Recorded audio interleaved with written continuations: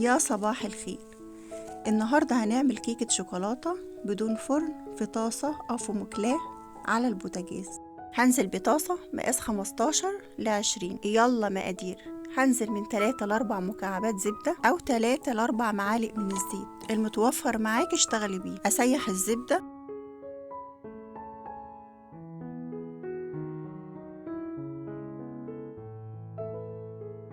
والزبدة بتسيح كده، هتجيبي الطاسة أو المقلاة بتاعتك شمال ويمين بحيث الزبدة تمسح جدران الطاسة، علشان احنا هنعمل الكيكة فيها على طول، عشان الكيكة ما تلزقش فيها. دي تركاية لازم تاخدي بالك منها. بعد ما الزبدة ساحت معايا هعمل الحركة الدائرية دي وهقفل النار تماما. هنزل بقى من 3.5 من بودرة الكاكاو الخام وأقلب الكاكاو مع الزبدة لما يندمجوا مع بعض تماما. اقلبه كويس لحد ما بودرة الكاكاو دي تختفي خالص. وطبعا احنا بنعمل كل ده على البارد، وانا قفلت النار على الزبدة وعلى الكاكاو. هنزل ب5 معالق من السكر. هنخلي المعايير هنا بالمعلقة لان احنا عاملين اصلا في طاسة من 15 ل20 صغيرة. واقلب السكر مع الكاكاو ومع الزبدة. هنزل بربع كوب من الحليب يكون بدرجة حرارة الغرفة وأقلب. طبعا التقليب ده كله على البارد. لسه الزبدة تحس ان هي لسه دافية شوية، بس انا قصده ان انا هويها وتبقى هادية علشان هنزل ببيضة. وبيضة يعني فانيليا. هننزل بنص معلقة فانيليا او ربع وأقلبها كويس.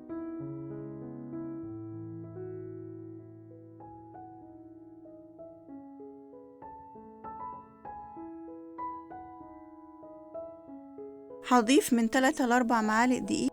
انا حاسه هنا الخليط عندي محتاج 4، انت حسب الخليط اللي قدامك، لو لقيتيه محتاج 3 حطي 3. هضيف هنا برضو ربع معلقه بيكنج باودر وربع معلقه من البيكربوناتو، وهقلب الخليط كله مع بعضه كده. هقلبه كويس لغايه ما الدقيق يختفي خالص.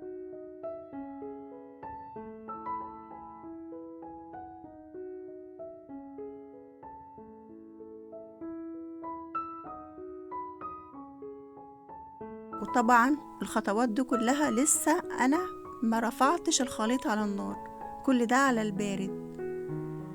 لم الحواف كده بسباتولا او اي حاجة علشان الحواف تكون نظيفة، لانها هتلسع معايا في الاول تحسسني ان الكيكة استوت وهي لسه مستوتش. امسحي الحواف كده ونضفيها كويس. هتتحط على نار هادية شمعة من مدة 15 ل20 دقيقة وغطي عليها. وبعد 10 دقايق اختبري كده النضج بتاعها والتسوية بخلة من خلة الشيش طاووق.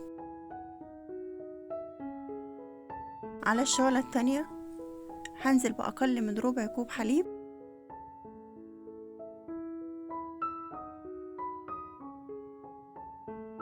هنزل بمكعب زبدة. هنزل بلوح شوكولاتة بيضة على نار هادية واسيبها تسيح. اقلبها كده واسيبها تسيح مع نفسها على نار هادية. هنا بقى الكيكة هحاول بسباتولا كده من الجنب واحاول كده افصلها عن الطاسة عشان تبقى سهلة معايا وانا بنزلها. هي ما عادش حاجة يعني واستوت خلاص. هختبرها كده بخلة لسه شوية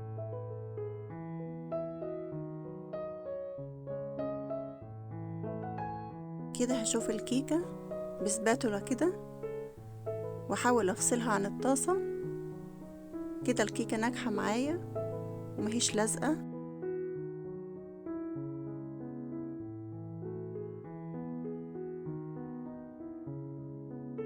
كده هختبرها بخلة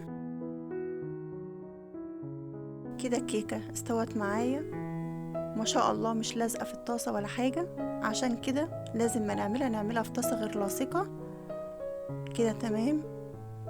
هشيلها بقى، اطلعها على ستاند او اطلعها على ورقة زبدة، اي حاجة كده تتهوى عليها، واعمل كده فتحات علشان انزل ب3 معالق من الحليب مع صوص شوكولاتة بيضة كده. مش عايزة استبعدي انت المرحلة دي، بس بجد بتدي طراوة كده للكيكة وبتبقى حلوة. هنا بقى الصوص الابيض اللي انا كنت عملته بنتي رفضته طبعا، فعايزه اتصرف وانا ما عنديش شوكولاته كاكاو طبعا، فروحت نازله ب3 معالق من الكاكاو على الشوكولاته البيضه اللي انا سيحتها، وعملت لها احلى صوص شوكولاته.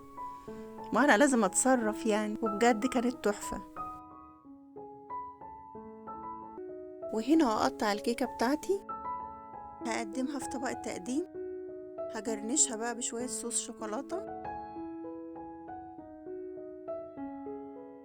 قد ايه تحفة وهشة بجد، لازم تجربوها. اتمنى يكون الفيديو عجبكم، ما تنسوش تجربوا الوصفة وتقولوا له رأيكم. لو اول مرة تشوفوني ما تنسوش اللايك والاشتراك، والسلام عليكم ورحمة الله وبركاته.